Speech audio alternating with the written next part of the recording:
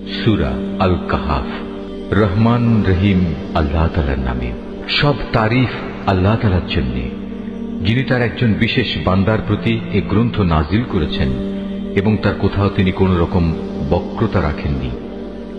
একে তিনি প্রতিষ্ঠিত করেছেন সহজ সরল একটি পথের উপর, যাতে করে আল্লাহ তাআলার পক্ষ থেকে সে নবী তাদের জাহান্নামের আযাবের ব্যাপারে সতর্ক করে দিতে পারে এবং যারা ঈমানদার, যারা নেক কাজ করে, তাদের সে এ মর্মে সুসংবাদ দিতে পারে যে তাদের জন্য আল্লাহর দরবারে উত্তম পুরস্কার রয়েছে, যেখানে তারা চিরকাল থাকবে। এবং সেসব লোকদেরও ভয় দেখাবে যারা মূর্খের মতো বলে আল্লাহ তাআলা সন্তান গ্রহণ করেছেন। এ দাবির পক্ষে তাদের কাছে কোনো জ্ঞান সম্মত দলিল প্রমাণ নেই। তাদের বাপ দাদাদের কাছেও এ ব্যাপারে কোনো যুক্তি ছিল না। এটা সত্যিই বড় একটি কঠিন কথা যা তাদের মুখ থেকে বের হচ্ছে। আসলে তারা জঘন্য মিথ্যা ছাড়া কিছুই বলেনি। হে নবী, যদি এরা এ কথার উপর ঈমান না আনে, তাহলে মনে হয় দুঃখ কষ্টে তুমি এর পেছনে নিজেকেই বিনাশ করে দেবে। যা কিছু এই জমিনের বুকে আছে, আমি তাকে তার জন্য শোভা বর্ধনকারী করে পয়দা করেছি, যাতে করে মানুষদের আমি পরীক্ষা করতে পারি যে তাদের মধ্যে কাজকর্মের দিক থেকে কে বেশি উত্তম। অতঃপর একদিন আমি যা কিছু এই জমিনে আছে ধ্বংস করে দিয়ে একে উদ্ভিদ শূন্য মাটিতে পরিণত করে দেব। হে নবী, তুমি গুহা ও পাহাড়ের উপত্যকার অধিবাসীদের সম্পর্কে কি মনে করো? তারা আমার নিদর্শন সমূহের মধ্যে একটি বিস্ময়কর নিদর্শন ছিল। ঘটনাটি এমন হয়েছিল, কতিপয় যুবক যখন গুহায় আশ্রয় নিল এবং আল্লাহর দরবারে এই বলে দোয়া করল, হে আমাদের মালিক, একান্ত তোমার কাছ থেকে আমাদের উপর অনুগ্রহ দান করো। আমাদের এই কাজকর্ম আঞ্জাম দেওয়ার জন্য তুমি আমাদের সঠিক পথ দেখাও। অতঃপর আমি গুহার ভেতরে তাদের কানে বহু বছর ধরে ঘুমের পর্দা লাগিয়ে রাখলাম। তারপর এক পর্যায়ে আমি তাদের ঘুম থেকে উঠিয়ে দিলাম, যাতে করে আমি একথা জেনে নিতে পারি তাদের দুদলের মধ্যে কোন দলটি ঠিক করে বলতে পারে যে তারা কতদিন সেখানে অবস্থান করেছিল। হে নবী, আমি তোমার কাছে তাদের বৃত্তান্ত সঠিকভাবে বর্ণনা করছি। মূলত তারা ছিল কতিপয় নওজোয়ান ব্যক্তি, যারা তাদের মালিকের উপর ঈমান এনেছিল। আমি তাদের হেদায়েতের পথে এগিয়েও দিয়েছিলাম। আমি তাদের অন্তঃকরণকে ধৈর্য দ্বারা দৃঢ়তা দান করেছি। যখন তারা আল্লাহর পথে দাঁড়িয়ে গেল এবং ঘোষণা করল, আমাদের মালিক তো হচ্ছেন তিনি, যিনি আসমান সমূহ ও জমিনের মালিক। আমরা কখনো আল্লাহ তাআলা ছাড়া আর কাউকে ডাকব না। যদি আমরা এমন অযৌক্তিক কথা বলি, তাহলে তা হবে মারাত্মক দিন বিরোধী কাজ। এরা হচ্ছে আমাদের স্বজাতির লোক, যারা তাকে বাদ দিয়ে অসংখ্য মাবুদের গোলামি গ্রহণ করেছে। তারা যদি সত্যবাদী হয়, তাহলে তারা স্পষ্ট দলিল নিয়ে আসে না কেন? তার চাইতে বড় জালেম আর কে যে আল্লাহ তাআলার উপর মিথ্যা আরোপ করে? অতঃপর জোয়ানরা পরস্পরকে বলল, আল্লাহ তাআলা ছাড়া অন্যদের যারা মাবুদ বানায়, তাদের কাছ থেকে তোমরা যখন বিচ্ছিন্ন হয়ে চলেই গেলে, তখন তোমরা এখান থেকে বের হয়ে বিশেষ একটি গুহায় গিয়ে আশ্রয় নাও। তোমাদের মালিক তোমাদের উপর তার রহমতের ছায়া বিস্তার করে দেবেন এবং তোমাদের বিষয়গুলো তোমাদের জন্য সহজ করে দেবেন। হে নবী, তুমি যদি সে গুহা দেখতে, তাহলে দেখতে পেতে তারা তার মধ্যবর্তী এক প্রশস্ত চত্বরে অবস্থান করছে।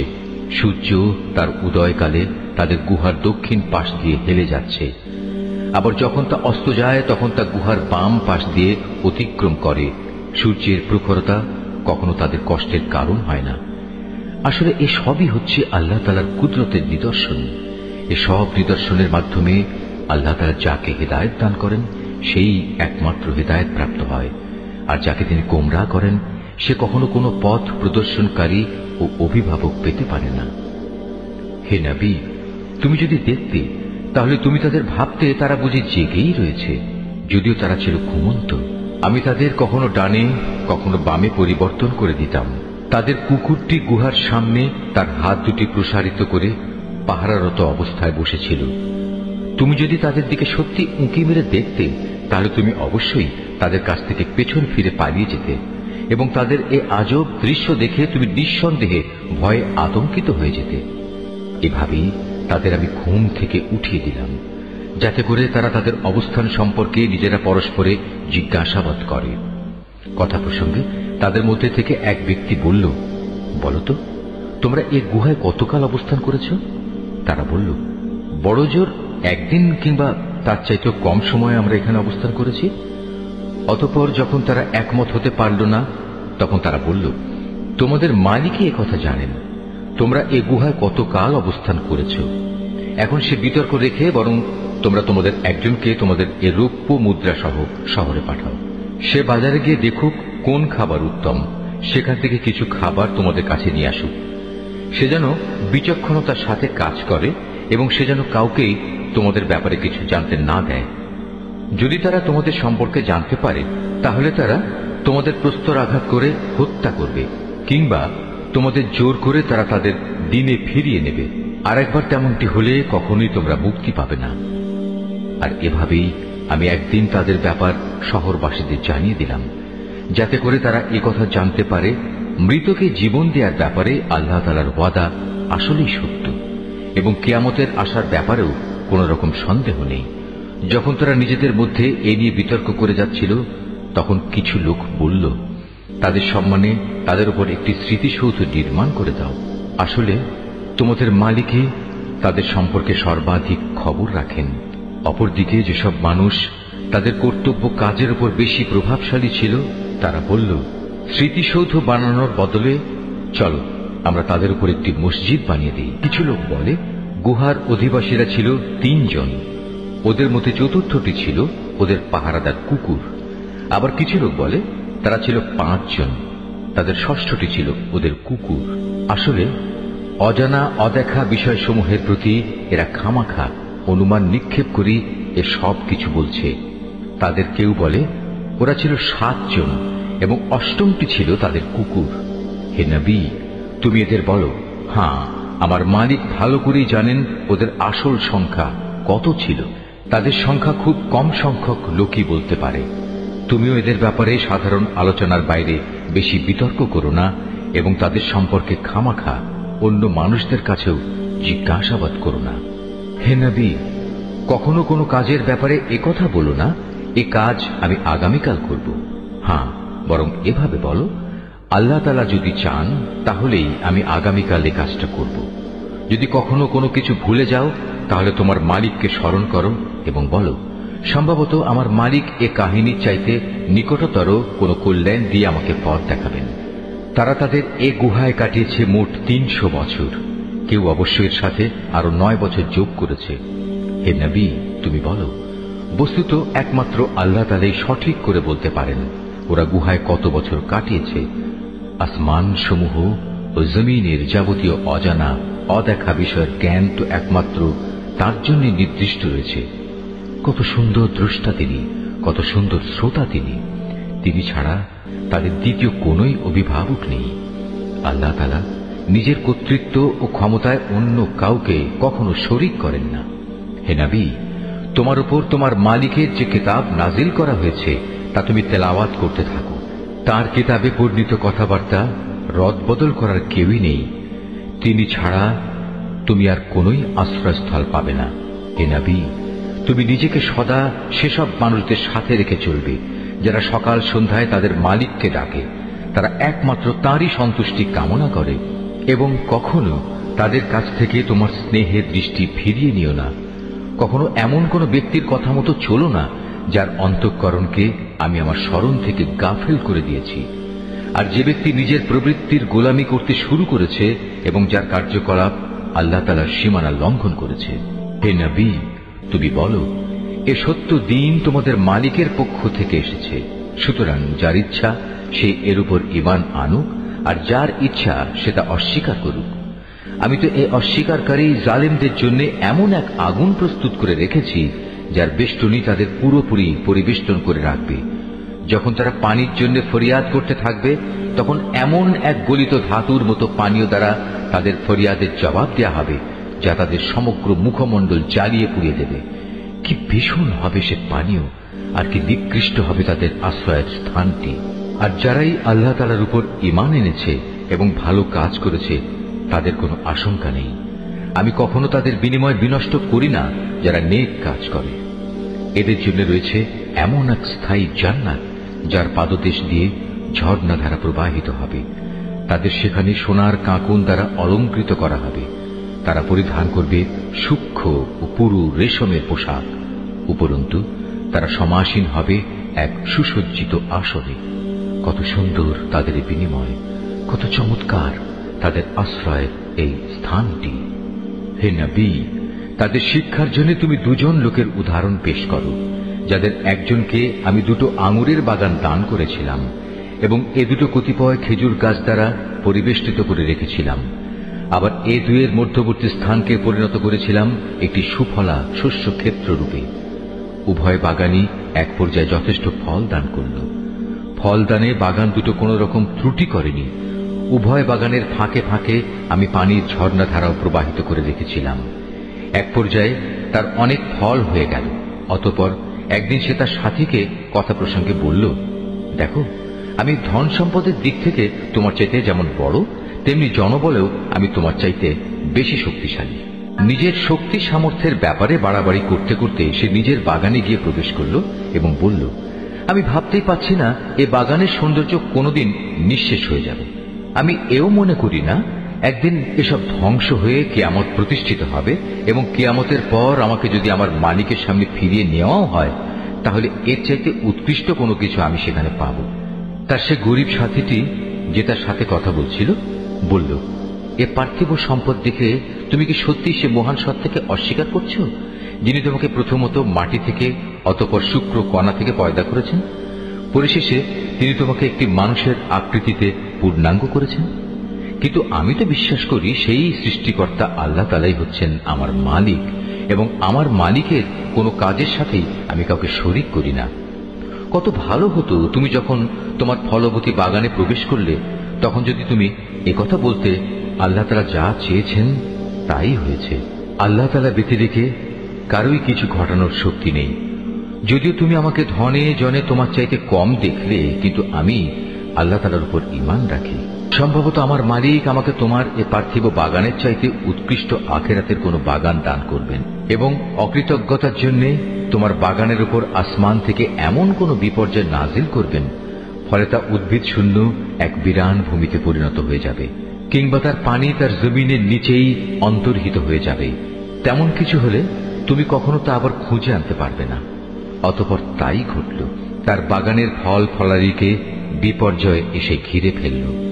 তখন সে ব্যক্তি সেই ব্যয়ের ওপর, যা সে বাগানের শোভাবর্ধনের পেছনে করেছিল, হাতের উপর হাত রেখে আক্ষেপ করতে লাগল। বাগানের অবস্থা এমন হল যাতে মুখ থুবড়ে পড়ে থাকল এবং সে নিজের ভুল বুঝতে পেরে বলতে লাগল, কত ভালো হতো যদি আমি আমার মালিকের ক্ষমতার সাথে অন্য কাউকে শরীক না করতাম। যারা বাহাদুরি করেছে তাদের কোনো দলই আজ তাকে আল্লাহর এই প্রতিশোধের মোকাবেলায় সাহায্য করার জন্য অবশিষ্ট রইল না, না সে নিজে কোন রকম প্রতিশোধ নিতে পারল। কেননা এখানে রক্ষা করার যাবতীয় এখতিয়ার একমাত্র আল্লাহ তাআলার, যিনি একমাত্র সত্য। পুরস্কার দানে ও পরিণাম নির্ধারণে তিনিই উত্তম। হে নবী, তুমি এদের কাছে দুনিয়ার জীবনের উদাহরণ পেশ করো।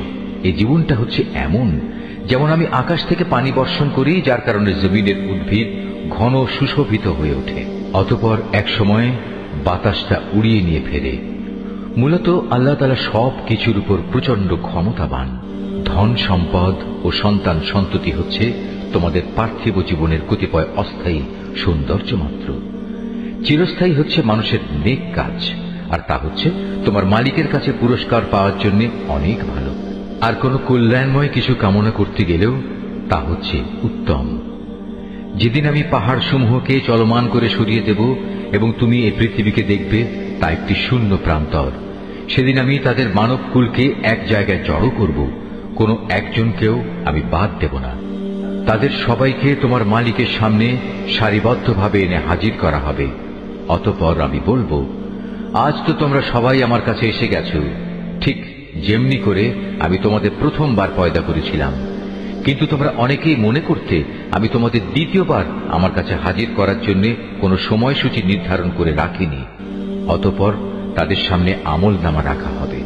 তখন নাফরমান ব্যক্তিদের তুমি দেখবে সে আমলনামায় যা কিছু লিপিবদ্ধ আছে তারা তার কারণে খুবই আতঙ্কগ্রস্ত থাকবে। তারা বলতে থাকবে, হায় দুর্ভাগ্য আমাদের, এ আবার কেমন গ্রন্থ! এ তো দেখছি আমাদের জীবনের ছোট কিংবা বড় প্রত্যেক বিষয়ের হিসাব রেখেছে। তারা যা কিছু করেছে তার প্রতিটি বস্তুই তারা সে গ্রন্থে মজুদ দেখবে। তোমার মালিক সেদিন কার উপর বিন্দুমাত্র জুলুমও করবেন না। স্মরণ করো যখন আমি ফেরেশতাদের বলেছিলাম তোমরা সবাই আদমকে সাজদা করো, তখন তারা সবাই সাজদা করল, কিন্তু ইবলিস সাজদা করল না। সে ছিল আসলে জিনদেরই একজন। সে তার মালিকের আদেশের নাফরমানি করল। যে এত বড় নাফরমানি করল, তোমরা কি তাকে এবং তার বংশধরদের আমার বদলে তোমাদের অভিভাবক হিসেবে গ্রহণ করে চলেছ? অথচ প্রথম দিন থেকেই সে তোমাদের প্রকাশ্য দুশমন। চেয়ে দেখো, জালেমদেরকে নিকৃষ্ট বিনিময় দেয়া হয়েছে। আকাশমণ্ডলী ও পৃথিবী সৃষ্টি করার সময় আমি তাদের কাউকে ডাকিনি, এমনকি স্বয়ং তাদের নিজেদের বানানোর সময়ও তো আমি তাদের ডাকিনি।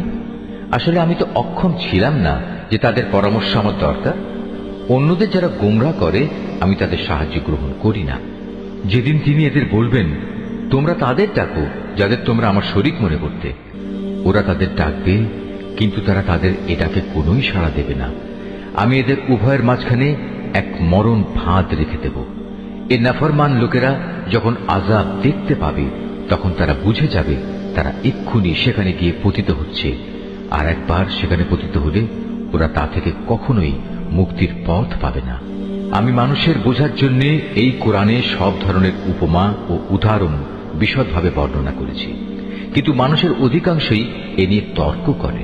হেদায়েত যখন মানুষের সামনে এসে গেল তখন ঈমান আনা ও গুনাহের জন্য তাদের মালিকের কাছে ক্ষমা চাওয়া থেকে তাদের কোন জিনিস বিরত রাখছে?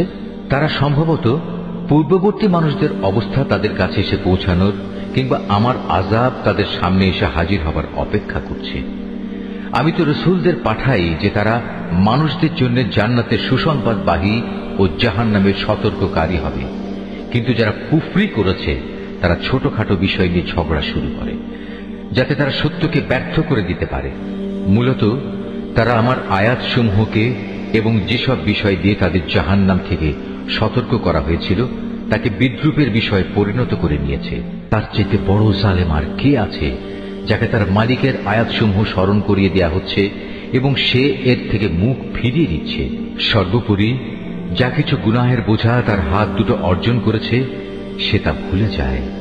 আমি তাদের অন্তরের উপর জাহেলিয়াতের আবরণ লাগিয়ে দিয়েছি যেন তারা সত্য দিন বুঝতে না পারে। এমনি ভাবে তাদের কানেও এক ধরনের কঠিন বস্তু ঢেলে দিয়েছি, এ কারণে তারা সত্য কথা শুনতে পায় না। অতএব হে নবী, তুমি ওদের যতই হেদায়েতের পথে ডাকো না কেন তাদের কখনো হেদায়েত দেয়া হবে না। হে নবী, তোমার মালিক বড়ই ক্ষমাশীল ও দয়াবান। তিনি যদি তাদের সবাইকে তাদের কৃতকর্মের জন্য শাস্তি দিতে চাইতেন তাহলে তিনি সহজেই তা ত্বরান্বিত করতে পারতেন, বরং এর পরিবর্তে তাদের জন্য শাস্তির একটি প্রতিশ্রুত ক্ষণ রাখা আছে যা থেকে ওদের কারোই পরিত্রাণ নেই। এই জনপদ ও তাদের অধিবাসীরা যখন আল্লাহ তাআলা সীমা লঙ্ঘন করেছিল তখন আমি তাদের নির্মূল করে দিয়েছি। তাদের ধ্বংসের জন্যও একটি দিনক্ষণ নির্দিষ্ট ছিল। হে নবী, তুমি এদের মূসার ঘটনা শোনাও। যখন মূসা তার খাদেমকে বলল, যতক্ষণ পর্যন্ত আমি দুটো সাগরের মিলনস্থলে না পৌঁছব ততক্ষণ পর্যন্ত আমি আমার পরিকল্পনা থেকে ফিরে আসব না। যদি আমাকে এই জন্য দীর্ঘ সময় পর্যন্ত চলতে হয় তবু আমি চলতে থাকব। যখন তারা উভয়ে সেই প্রত্যাশিত দুটো সাগরের সঙ্গম স্থলে এসে পৌঁছল তখন তারা উভয়ই তাদের খাবারের জন্য রাখা মাছটির কথা ভুলে গেল। সে মাছটি ছুটে গিয়ে সুড়ঙ্গের মতো একটি পথ করে সহজেই সাগরে চলে গেল। যখন তারা আরো কিছু দূর এগিয়ে গেল তখন সে তার খাদেমকে বলল, এবার আমাদের নাস্তা নিয়ে এসো, আমরা আজকের সফরে সত্যি ভারী ক্লান্ত হয়ে পড়েছি। সে বলল, তুমি কি দেখোনি আমরা যখন শিলাখণ্ডের পাশে বিশ্রাম করছিলাম তখন আমি মাছের কথা ভুলেই গিয়েছিলাম। আসলে শয়তানি আমাকে ভুলিয়ে দিয়েছে যে আমি তার কথাটা স্মরণ রাখবো। আর সে মাছটিও কি আশ্চর্যজনক পদ্ধতিতে নিজের পথ ধরে সাগরের দিকে নেমে গেল। সে বলল, হ্যাঁ, এই তো হচ্ছে সেই জায়গা যে স্থানটির আমরা সন্ধান করছিলাম। মাছটি চলে যাওয়ার জায়গাই হচ্ছে সাগরের মিলনস্থল। অতঃপর তারা নিজেদের পথের চিহ্ন ধরে ফিরে চলল। এরপর তারা সেখানে পৌঁছলে তারা আমার বান্দাদের মাঝ থেকে একজন পুণ্যবান বান্দাকে সেখানে পেল, যাকে আমি আমার অনুগ্রহ দান করেছি। উপরন্তু তাকে আমি আমার কাছ থেকে বিশেষ জ্ঞান দান করেছিলাম। মুসা তাকে বলল, আমি কি তোমার অনুসরণ করতে পারি, যাতে করে আল্লাহ তাআলার কাছ থেকে যে জ্ঞান তোমাকে শেখানো হয়েছে তার কিছু অংশ তুমি আমাকে শেখাতে পারো? সে বলল, হ্যাঁ পারো, তবে আমার সাথে থেকে তা তুমি কখনো ধৈর্য ধারণ করতে পারবে না। অবশ্য এটাও ঠিক, যে বিষয়ে তোমার জ্ঞান সীমার বাইরে তার উপর তুমি ধৈর্য ধরবেই বা কি করে? সে বলল, আল্লাহ তাআলা যদি চান তাহলে তুমি আমাকে ধৈর্যশীল হিসেবেই পাবে, আমি তোমার কোনো আদেশেরই বরখেলাপ করব না। সে বলল, আচ্ছা, যদি তুমি আমাকে অনুসরণ করোই তাহলে কোনো বিষয় নিয়ে আমাকে কিছু জিজ্ঞেস করবে না, যতক্ষণ না সে কথা আমি নিজেই তোমাকে বলে দেব। অতঃপর তারা দুজন পথ চলতে শুরু করল। নদীর পাড়ে এসে উভয়ই একটি নৌকায় আরোহণ করল। নৌকায় উঠেই সে তাকে ছিদ্র করে দিল। সে বলল, তুমি কি এজন্য তাতে ছিদ্র করে দিলে যেন এর আরোহীদের তুমি ডুবিয়ে দিতে পারো? তুমি সত্যি এক গুরুতর অন্যায় কাজ করেছ। মুসার কথা শুনে সে বলল, আমি কি তোমাকে একথা বলিনি আমার সাথে থেকে তুমি কখনো ধৈর্য ধারণ করতে পারবে না? সে বলল, আমি যে ভুল করেছি সে ব্যাপারে তুমি আমাকে পাকড়াও করো না, এবং এ ব্যাপারে আমার উপর বেশি কঠোরতাও আরোপ করো না। আবার তারা পথ চলতে শুরু করল। কিছু দূর গিয়ে তারা উভয়ে একটি কিশোর বালক পেল। সাথে সাথে সে তাকে হত্যা করে ফেলল।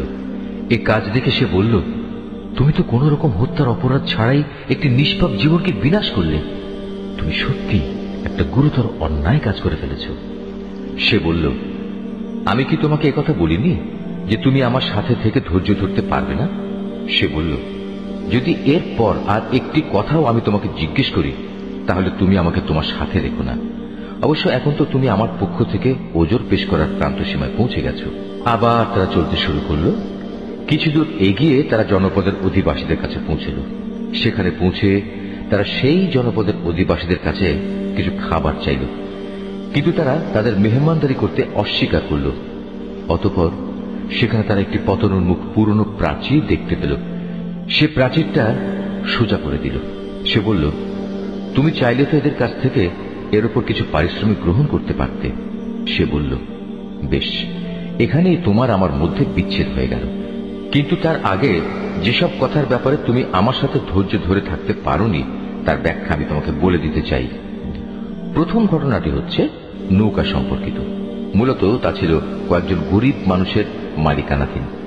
তারা এটা দিয়ে সমুদ্রে জীবিকা অন্বেষণের কাজ করত, কিন্তু আমি নৌকাটিতে একটা ছিদ্র করে তাকে ত্রুটিযুক্ত করে দিতে চাইলাম, কারণ তাদের সামনেই ছিল এমন এক বাদশা যে ত্রুটিবিহীন যে নৌকাই পেত তা বল প্রয়োগে ছিনিয়ে দিত।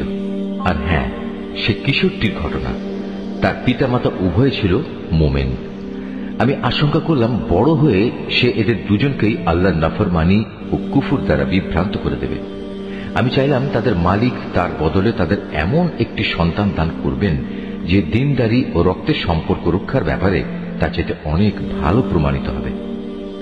সর্বশেষ ওই যে প্রাচীরটির ব্যাপার, আসলে তা ছিল শহরের দুটি এতিম বালকের। এর নিচেই তাদের জন্য রক্ষিত ছিল গুপ্ত ধনভাণ্ডার।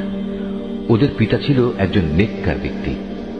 এই কারণেই তোমার মালিক চাইলেন ওরা বয়ঃপ্রাপ্ত হোক এবং তাদের সে ভাণ্ডার থেকে তারা সম্পদ বের করে আনুক।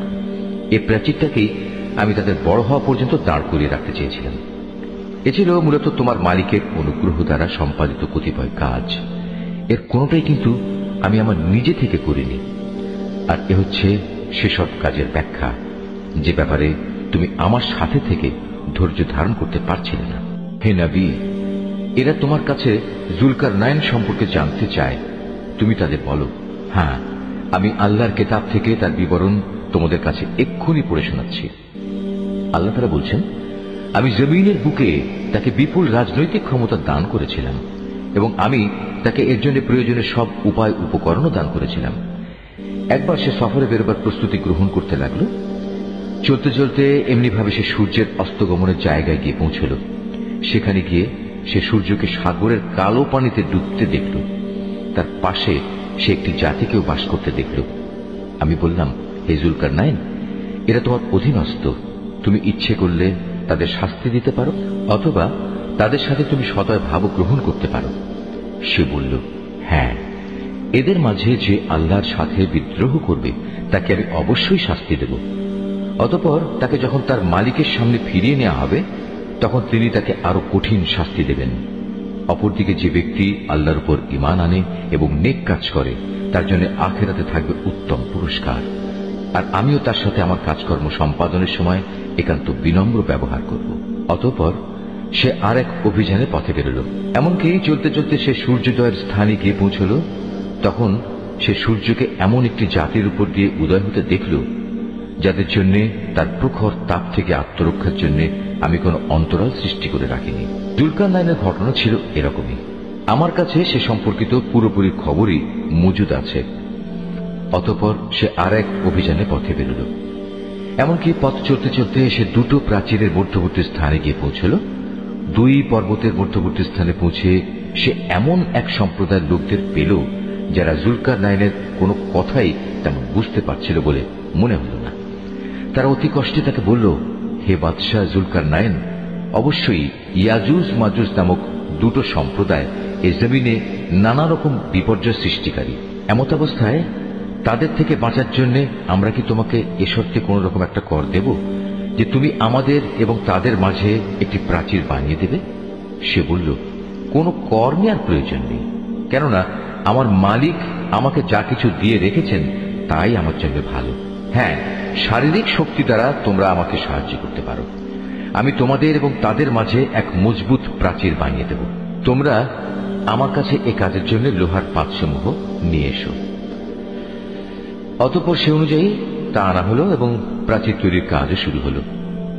যখন মধ্যবর্তী ফাঁকা স্থানটি পূর্ণ হয়ে লৌহ স্তূপগুলো দুটো পর্বতে সমান হয়ে গেল তখন সে তাদের লক্ষ্য করে বলল, তোমরা হাঁপড়ে দম দিতে থাকো।